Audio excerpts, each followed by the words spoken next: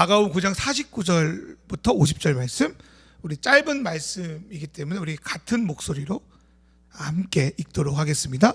시작. 사람마다 불로써 소금 치듯함을 받으리라. 소금은 좋은 것이로되 만일 소금이 그 맛을 잃으면 무엇으로 이를 짜게 하리요. 이 속에 소금을 두고 서로 화목하라 하시니라. 아멘.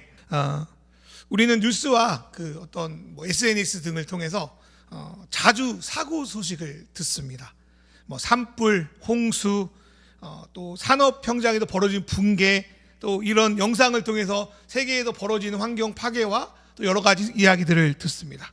얼마 전에도 대전에 공장에서 불이 나가지고 많은 사람들이 다치고 죽는 안타까움이 있었습니다. 그 높은 데서 떨어지기가 참 무섭잖아요. 근데 불이 나니까 떨어지는 모습을 보면서 참 마음이 좀 안 좋았습니다. 이러한 사고를 완전히 방지한다는 것은 솔직히 불가능한 일입니다. 그러나 사고의 피해를 최소화할 수 있는데 그것이 바로 안전관리라는 생각이 들었습니다. 안전관리는 평소 문제가 나타나지 않을 때는 가장 불필요한 일처럼 여겨집니다.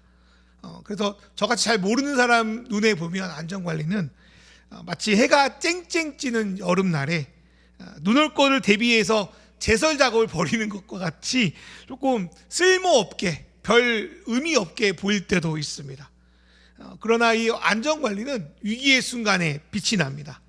안전관리를 만약에 잘하고 있다면 사고를 예방할 수 있고, 만약에 사고가 나더라도 그 피해를 최소화할 수 있습니다. 그러나 반대로 안전관리를 소홀히 하면 작게 끝날 사고가 더 큰 사고로 이어질 수 있습니다. 우리의 신앙은 어쩌면 안전관리와 같다는 생각이 들었습니다. 평소 때는 별 문제 없어 보입니다. 일주일에 교회도 나오고, 평일날 찬양도 듣고, 기도도 하고, 성경도 보고, 하나님께 은혜 받았다고 이야기도 하고, 그런 정도로 살면 꽤 수준 높은 신앙인처럼 보여질 수 있습니다. 그러다가 우리 삶에 어떤 사건이 발생했을 때, 어떤 일이 발생했을 때 이를 대처하는 우리의 모습을 보면 내가 그래도 신앙 안에 살고 있는지, 아니면 진정 하나님을 신뢰하지 못하고 있는지가 단박에 드러나게 됩니다. 이번 주 우리가 읽었던 마가복음 8장, 9장, 10장에 나타나는 제자들의 모습은 마치 신앙의 안전관리를 소홀히 하다가 사고가 일어났을 때 더 큰 사고로 나아가는 모습과 비슷해 보입니다. 그 사고가 일어나기 전에는 예수님의 부르심에 막 순종하고 예수님과 더불어 멋진 일을 하고 막 어떤 일들을 잘해내게 보였던 제자들이 그들의 입장에서 사고처럼 일어나는 일을 기점으로 우리의 생각과 전혀 다른 모습들을 보여줍니다. 그래서 저는 오늘 그 안전관리를 소홀히 하다가 큰 사고를 치고 있는 그 제자들의 모습을 한번 살펴보고, 또 그것을 소금으로 비유하신 예수님의 말씀을 한번 살펴보도록 하겠습니다. 제가 찾아보니까 오늘 읽었던 말씀이 그 신약 성경에서 되게 난해의 구절 중에 하나거든요. 이 말씀이 되게 어렵기도 해요. 근데 제가 계속 공부를 하다 보니까 그 1세기 유대인들은 그 빵을 만드는 화덕 안에 그 소금을 깔고 그 위에다가 불을 붙였다고 합니다. 이번에 처음 알았어요. 그렇게 하면 소금 안에 있는 성분이 좀 불을 좀 더 잘 타게 하는 촉매제처럼 되어가지고 화덕에 들어간 빵을 더 이제 잘 굽게 한다고 합니다. 여기에 들어가는 소금이 아마도 그 사해에서 나온 소금이라고 생각이 됩니다. 그러니까 유대에서 여러 가지 소금 나는 데가 있는데 그 중에 사해에서 나온 소금은 그 증발식 소금이라고 해서 소금을 만드는데 구멍을 파가지고 거기다가 소금을 이제 물을 가둔 다음에 이제 햇빛의 물기를 제거하는 방식으로 만들었습니다. 그렇게 만들어진 소금이 좋을까요, 안 좋을까요? 좋지 않습니다. 나중에 이제 거기다가 이제 대리석도 깔고 그런데 그러지도 않고 그냥 구덩이 파가지고 물기를 제거한 소금 안에 소금이 좋지가 않아요. 그래서 그 안에 뭐가 많냐면 불순물이 많은 거예요. 그래서 그 소금은 다른 소금에 비해서 상품 가치가 떨어지기 때문에 그냥 이제 화덕 안에 이제 불 붙이는 촉매제로 그 소금을 이용했던 것 같아요. 그런데 이 소금은 한 번 넣어가지고 계속 잘 되는 게 아니라 주기적으로 갈아줘야 했습니다. 왜냐하면 불을 소금에서 자주 피게 되면 소금 안에 그 불의 촉매제가 되는 그 소금기, 그 나트륨이죠. 나트륨이 이제 점점 빠지기 때문에 어느 순간 그 소금이 있어도 불이 잘 안 붙어요. 그러니까 쓸모가 없게 되는 거예요. 그때 어떻게 해야 되냐면 다른 소금으로 바꿔줘야 됐습니다. 제가 어릴 때 연탄불을 사용했는데 연탄을 처음에는 시커하지만 떼다 보면 연탄이 아주 타가지고 뭐라고 하얗게 변하잖아요. 그때 이제 다른 걸로 바꿔줘야 되는 것처럼 소금을 넣고 쓰다 보면 다른 소금으로 바꿔줘야 했던 거죠.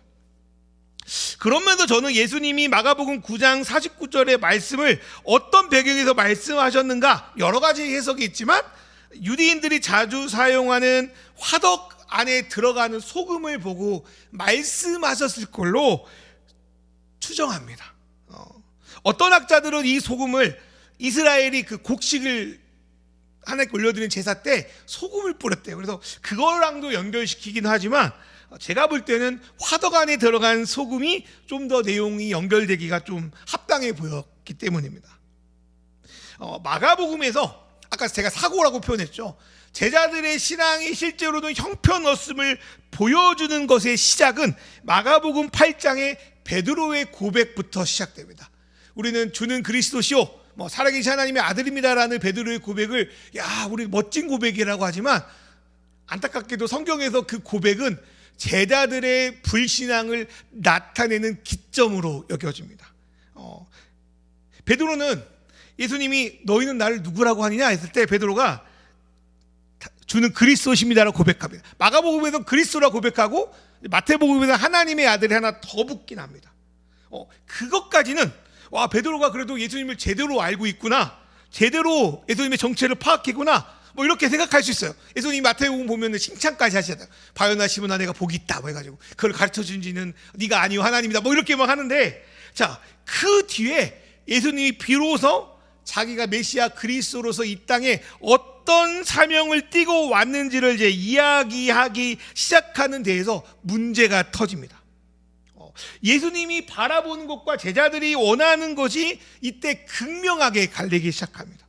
예수님은 마가복음 8장 31절에서 뭐라고 말하냐면 인자가 반드시 많은 고난을 받고 장로들과 대제사장과 율법학자들에게 배척을 받아 죽임을 당하고 나서 사흘 후에 살아날 것을 가르치기 시작했어요. 나 원래 이러려고 왔어. 내 길은 고난의 길인데 그 고난의 끝에 십자가의 영광, 부활의 영광이 있어. 이렇게 이야기한 거죠. 그러니까 예수님은 자기가 온 이유가 다른 영웅들이나 지도자, 메시아 이런 사람들처럼 전쟁을 일으켜서 어떤 정권을 차지하려고 온 것이 아니라 인간을 위해 고난을 받아 죽기 위해서 이 땅에 오셨다는 것을 밝히신 거죠. 그것은 바로 권력, 힘으로 이 세상을 통치하는 것이 아니라 다른 방식으로 사랑과 섬김으로 이 세상이 이루어지는 그 나라를 주님이 말씀하신 겁니다. 반면 제자들은 자신이 겪고 있는 이런 어려움이나 이런 것들이 후일 새로운 나라의 공신이 되기 위한 과정으로 여겼어요. 고진감래로 여겼던 거죠. 그런데 내가 예수님 따라서 이렇게 고생하고 수고하는 것의 끝에 예수님이 정권을 차지하고 이 세상의 왕이 되고 이런 게 아니라 고난과 십자가가 있다는 말에 제자들은 분노합니다. 그게 마가복음 8장 32절인데요. 이 말씀 읽어볼까요? 마가복음 8장 32절 말씀 드러내놓고 읽어볼게요. 시작. 드러내놓고 이 말씀을 하시니 베드로가 예수를 붙들고 항변하매. 그때 베드로가요, 금방까지 주님이 메시아입니다, 그리스도십니다 라고 말했던 베드로가 성경 보세요, 붙들고 항변했대요. 그걸 시각적으로 표현하면 예수님이 멱살을 붙들고 흔든 거예요. 이거 아니잖아 흔든 거예요.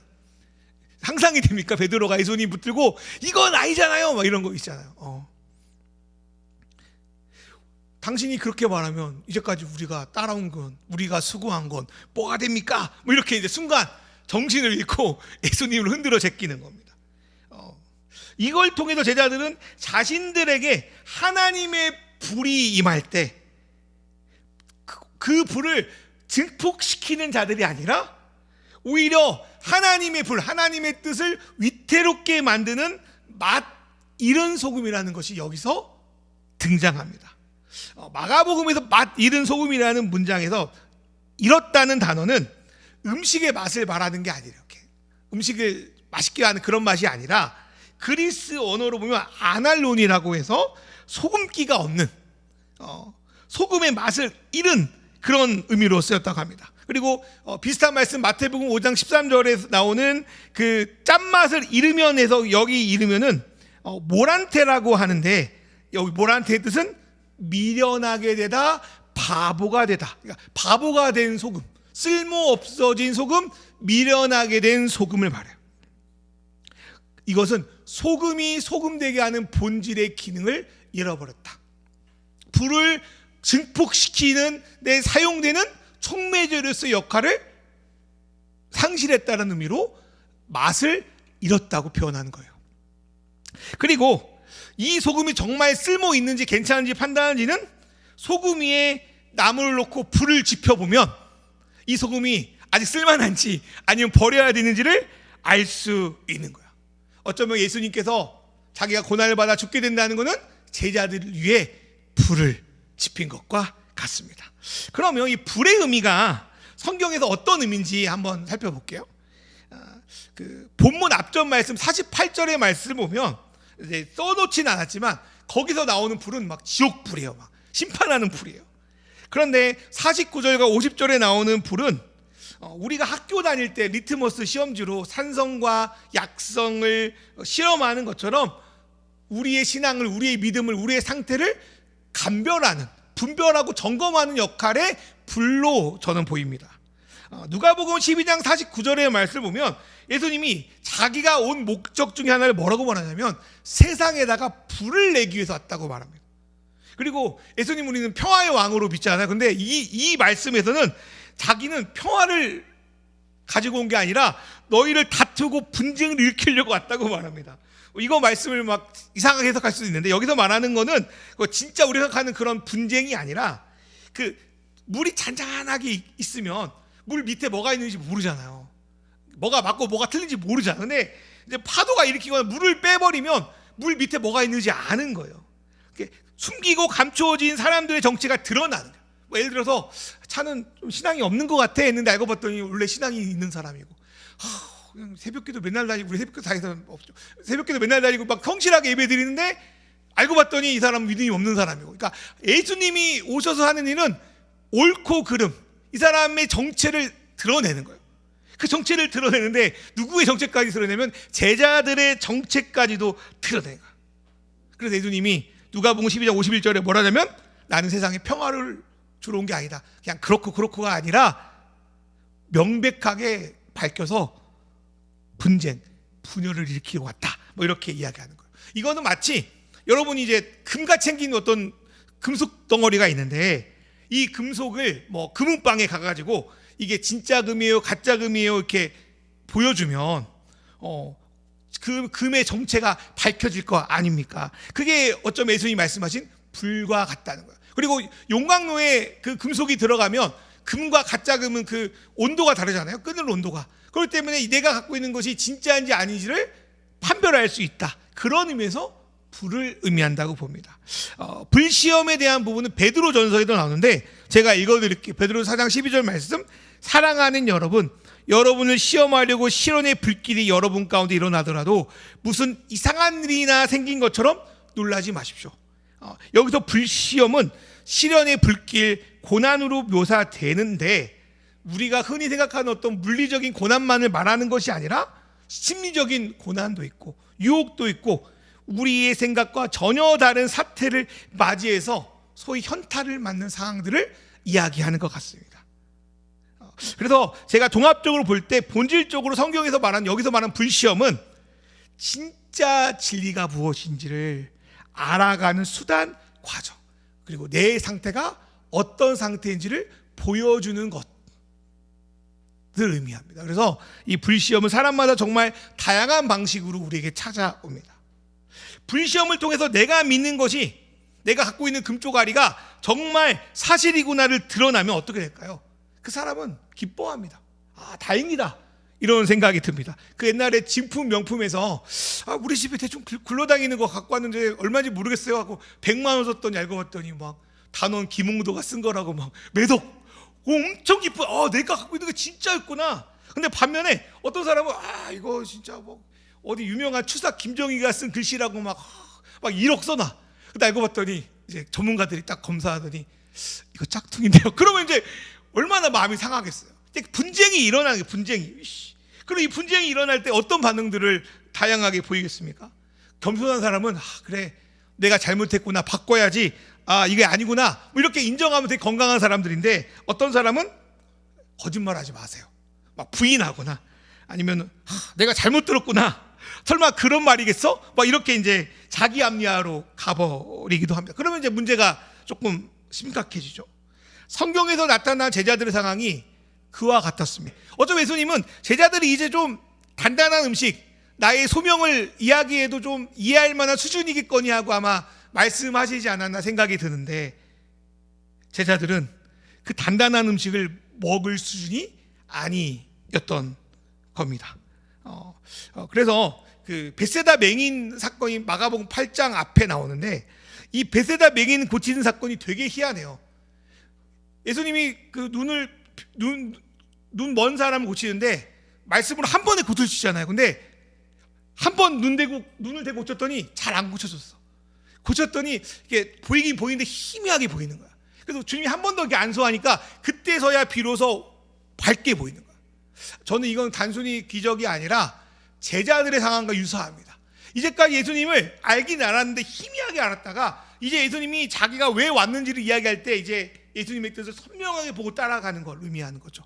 그런데 예수님의 기대와 다르게 제자들은 전혀 다른 방식으로 예수님의 방식에 동의하지 않고 반항하기까지 합니다. 그래서 예수님 마가복음 9장과 10장에 걸쳐서 제자들이 예수님의 말씀을 제대로 이해하고 받아들일 수 있도록 말씀도 자주 하시고 보여주기도 자주 하십니다. 그런데 그럼에도 불구하고 제자들은 마가복음 9장 32절 말씀처럼 말씀을 잘 깨닫지도 못하고 예수님께 물어보는 것조차 두려워합니다. 이것은 몰라서가 아니라 의도적으로 거부하는 겁니다. 그래서 제자들이 예수님의 말씀과 예수님의 보여준 거에 대해서 어떻게 거부하고 있는지, 어떻게 불신앙으로 반응했는지를 몇 가지 좀 살펴볼게요. 첫 번째로 제자들은 영적 감각을 상실해 버렸습니다. 마가복음 8장 17절 말씀 쪽을 보면 제자들이 예수님이 빵 7개와 물고기 2마리로 이제 4,000명 군중을 먹이시고 그 이후의 이야기인데 이제 사역을 맡고 제자들과 예수님이 배를 타고 가다가 갑자기 제자들이 생각이 난 거죠. 중간에 빵 남은 거 놓고 왔다 생각한 거예요. 그러니까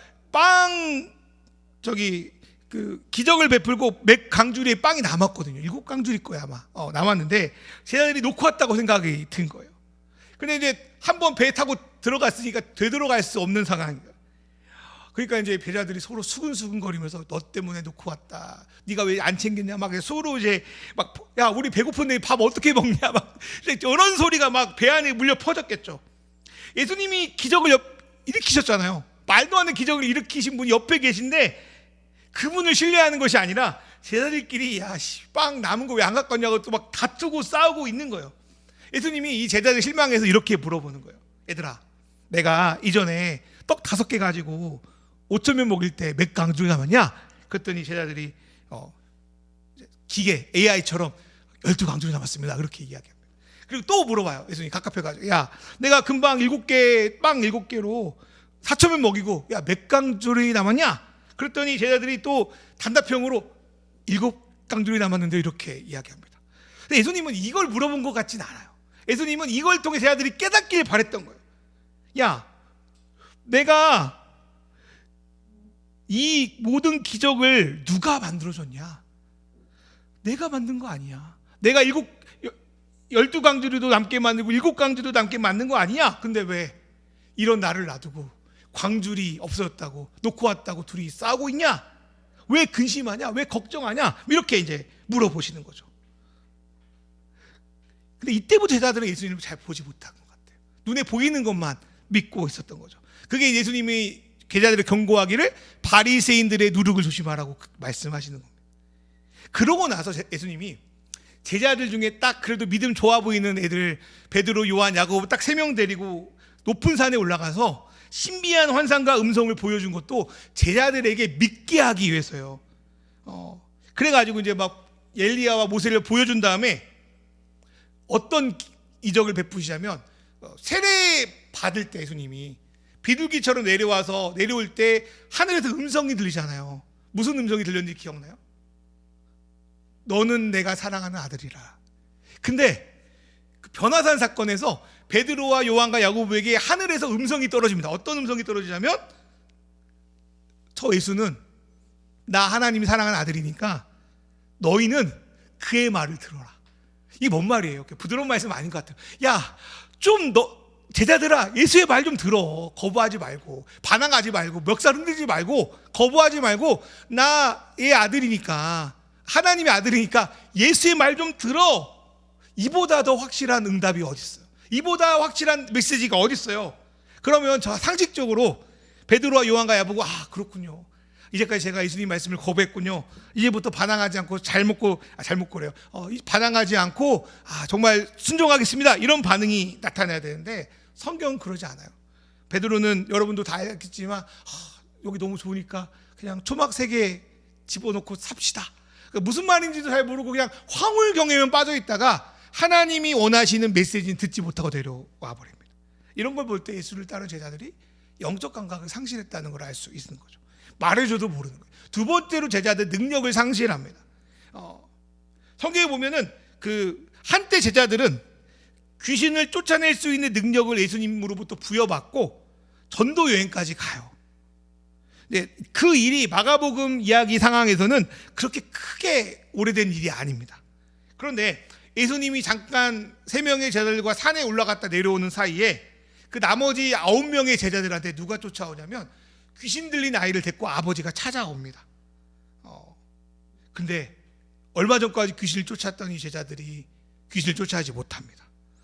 이건 오늘날의 관점으로 이야기해보면 예수님의 사랑을 나누고 그분의 은혜를 나타내야 되는 교회와 성도들이 제대로 이 땅에 예수님의 예수 내신을 드러내지 못했다라고 해석할 수도 있겠습니다.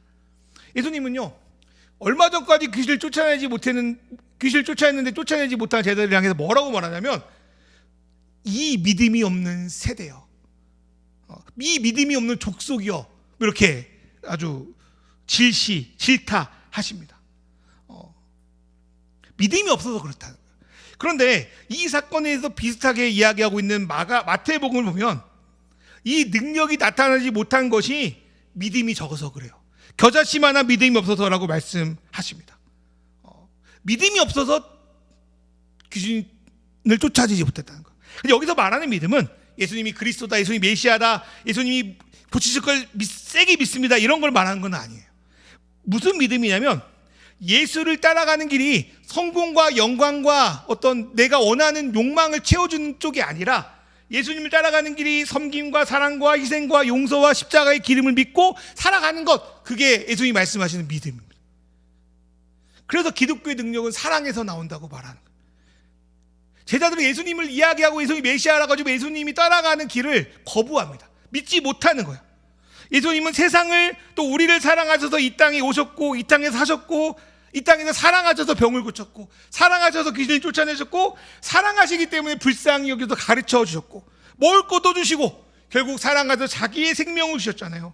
이 사랑이 세상을 구원할 수 있다고 믿었던 게 예수님이었어요. 그리고 그 믿음은 부활로 나타납니다. 그런데 제자들은 도무지 이러한 예수님의 방식을 믿을 수가 없었던 거예요. 예수님, 그렇게는 안 되는데요. 그렇게 하면 성공하지 못하는데요. 그렇게 하면 망하는데요. 그 믿음이 제자들 안에 실종되니까 제자들한테 그 능력이 나타날 수 없는 거예요. 세게 믿는 믿음이 아니라 예수의 길을 동의하지 않으니까 예수로부터 오는 능력도 나타나지 않았던 거예요. 두 번째로 마가복음에서는 기도 외에 다른 능력이 나올 수 없다고 말하는데, 여기서 기도는 믿음을 유지하게 만드는 힘입니다. 제가 볼 때 우리의 신앙생활은 마치 예수님과 장거리 연애하는 것과 같습니다. 예수님이 오신다고 하고 안 오시잖아요. 네. 미국 간 것보다 우주 가신 것처럼. 그러니까 장거리 연애하는 거예요. 그래서 기도하는 거예요. 예수님도 하나님과 이렇게 떨어진 다음에 새벽마다 기도하시잖아요. 일 끝나고 밤에 기도하시잖아요. 막 기도가 어떤 종교적 의식이라기보다 그냥 내 사랑하는 하나님한테 연애하는 거예요. 장거리. 군대 가가지고 이제 사랑하는 애인한테 어떻게 저녁에 전화하는 거와 똑같은 거예요. 기도가 그런 거예요. 그 기도가 없으면 고무신 거꾸로 신습니다. 예수님이 오신다고 이거 안 오셨잖아요. 예수님이 순간순간 우리가 은혜 주시지만 우리 일상은 그냥 별게 없어요. 그냥 그때 어떻게 해야 되냐면 주님과 연애해야 되는 거예요. 전화도 좀 자주 하고 편지도 쓰고 그 약속을 계속 확인 받아야 될 거 아니에요. 사랑한다고 확인 받아야 될 거 아니에요. 그게 끊기면 어느 순간 고무신 거꾸로 치는 것처럼 예수님과 관계가 멀어지는 거죠. 그래서 필요한 것이 바로 기도라는 겁니다. 하지만 제자들은 아이러니하게도 멀리 떨어진 것도 아니고 예수님과 같이 먹고 같이 살면서 예수님을 남보다 더 못한 대우를 하는 거예요. 예수님과 같이 여행을 하는데 예수님이 무슨 말을 하면 귀 막고 코 막고 입 막고 저 모르겠는데요 그러고 지금 가고 있는 거예요.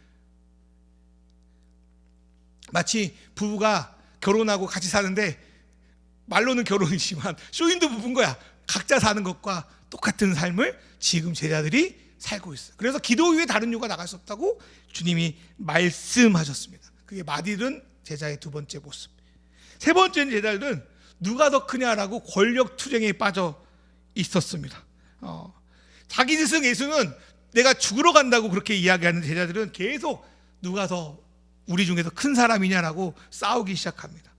예수님은 반복적으로 마태복음 9장 35절에도 나오지만 첫째가 되고 싶다면 오히려 꼴찌가 되어라, 섬겨라 라고 말씀하십니다. 그리고 그 당시 가장 낮은 존재 취급받았던 어린아이를 나 예수처럼 영접하는 것이 예수님이 만드실 나라의 가장 큰 자라고까지도 이야기하십니다. 그런데 이들은 예수님의 말씀에 좀처럼 귀 기울이지 않습니다. 그리고 어떻게든 예수님의 뜻에 반하는 사고를 치기 시작합니다. 아까 변화산에 올라간 세 명의 제자 중에 한 명이 요한인데요. 요한이 사고를 잘 쳐요. 요한의 별명이 우레의 아들. 번개, 천둥의 아들. 그러니까 성격이 별로 안 좋았나 봐요. 제가 볼 때는. 그때 요한이요 갑자기 자기들이 예수님 옆에 근처에 있다고 이제 저기 아웃사이더에 예수님을 믿고 예수님을 믿음으로 귀신을 쫓아내는 자들에게 찾아가서 이렇게 갑질을 합니다. 너희는 예수님 옆에 있는 사도들 제자들이 아니니까 너 귀신 쫓아내면 안 된다. 그러고 이제 예수님 앞에 와가지고 자랑하는 거예요. 앞에서 우리가 말씀 봤잖아요. 제자들은 귀신을 쫓아내는 능력을 상실했어요. 왜? 믿음이 없기 때문에. 근데 예수님 옆에 말고 저기 멀리 있는 사람들이 귀신을 쫓아내고 있는 거야. 그러니까 얼마나 짜증나고 질투나고 불편하겠어요. 그래서 이제 그거를 뭘로 누르냐면 나는 예수의 제자다, 예수의 사도다로 누르는 거예요. 이런 일이 얼마나 우리 주변에 많습니까? 부하가 상사보다 더 일을 잘하면 너 잘했다 이렇게 하면 너무 좋은데 어떤 다른 건수로 계속 갑질로 밀어버리는 거죠. 요한이 그런 짓을 합니다. 그러면서 예수님한테 잘했죠, 내가 멈추겠습니다, 그렇게 이제 합니다.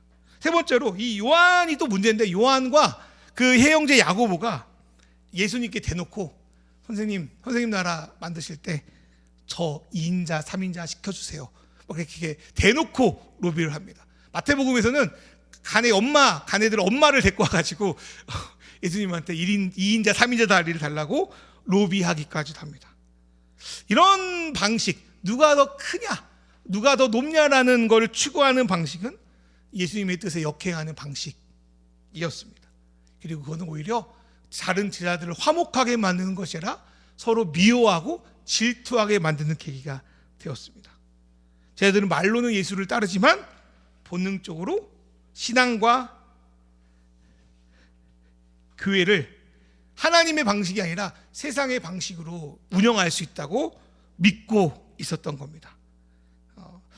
계속 자기의 메시지를 믿고 받아들이라는 예수의 말씀은 보지도 못하고 않고 귀를 막고 있으면서 말입니다. 이런 제자들의 모습은 우리의 모습일 수도 있겠습니다. 서로 높아지려고 하는 거, 영적 감각을 잃어버린 거, 귀신 쫓는 능력을 잃어버린 거. 말씀을 마무리하려고 하는데요. 성경의 말씀을 보면 제자들은 예수님이 붙잡혀서 십자가에 못 박히기 이전부터 그 자신이 맛을 잃은 소금이라는 것이 우리가 앞에서 설명한 대로 드러납니다.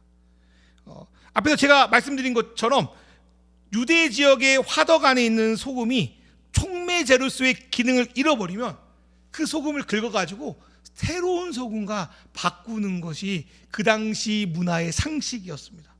그런데 마가복음 9장 50절 한번 세 번역으로 읽어보십시오. 읽어볼까요? 소금은 좋은 것이다. 같이 읽어볼게요. 시작. 소금은 좋은 것이다. 그러나 소금이 짠맛을 잃으면 너희는 무엇으로 그것을 짜게 하겠느냐? 너희는 너희 가운데 소금을 쳐두어서 서로 화목하게 지내어라. 근데 이 말씀은 좀 달라요. 새로운 소금으로 갈지 않아요. 예수님은 그 맛없는 소금을 버리지 않고 너희 가운데 또 다른 소금, 그 소금은 맛이 있겠죠. 소금기가 있겠죠. 그 소금을 쳐두어서 소금의 맛을 회복하게 만드는 매우 귀찮은 방식을 쓰십니다. 맛을 잃었으면 버리고 새로 갈면 되는데 예수님은 갈지 않고 그 위에다가 새로운 소금을 뿌려가지고 그 소금의 맛을 다시 새롭게 나타나게 만듭니다. 그러면 여기서 말하는 새로운 소금은 뭘 의미할까요? 너무나도 당연하고 뻔한 말일 수 있는데 저는 이 소금이 예수 그리스도를 가리킨다고 믿습니다. 그분의 메시지, 그분의 가르침을 믿음으로 받아들이는 것이 맛 잃은 소금 가운데 새로운 소금을 뿌리는 거라고 저는 믿습니다.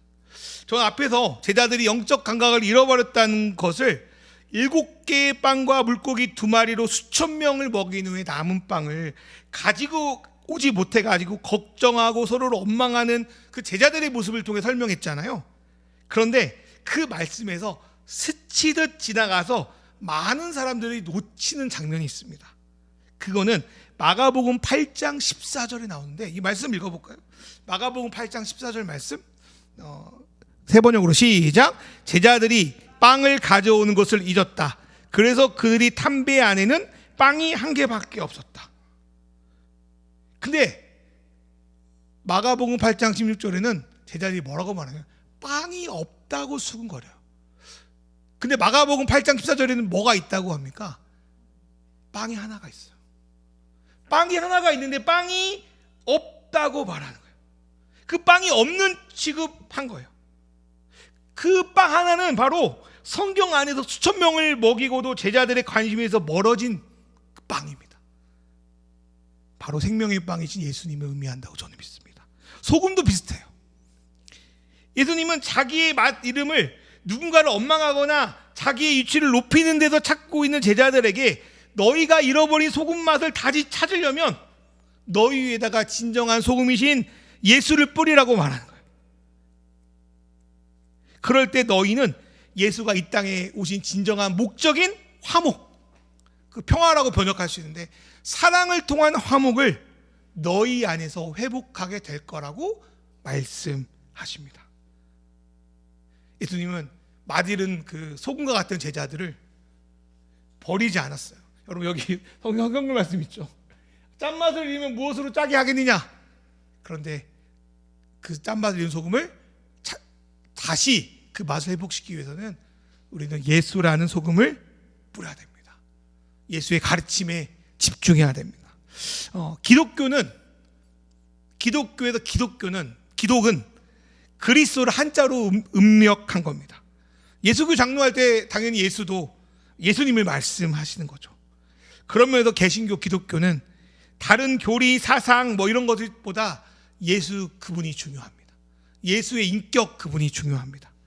그래서 예수님의 삶, 예수님의 가르침, 예수님의 비전, 예수님이 꿈꾸던 나라가 담겨있는 성경, 그 중에서 마태, 마가, 누가, 요한 그 복음서가 가장 중요합니다.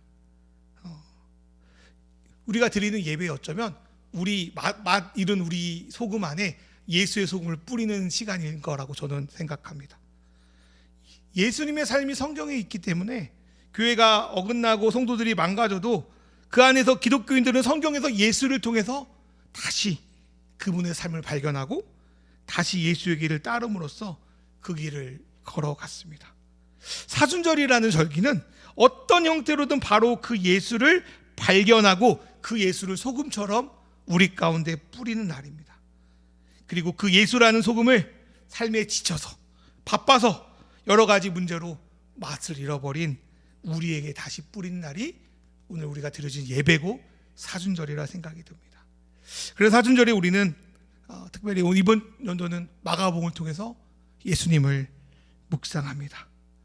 그 소금을 뿌릴 때 우리 안에 예수의 맛이 다시 살아났으면 좋겠습니다.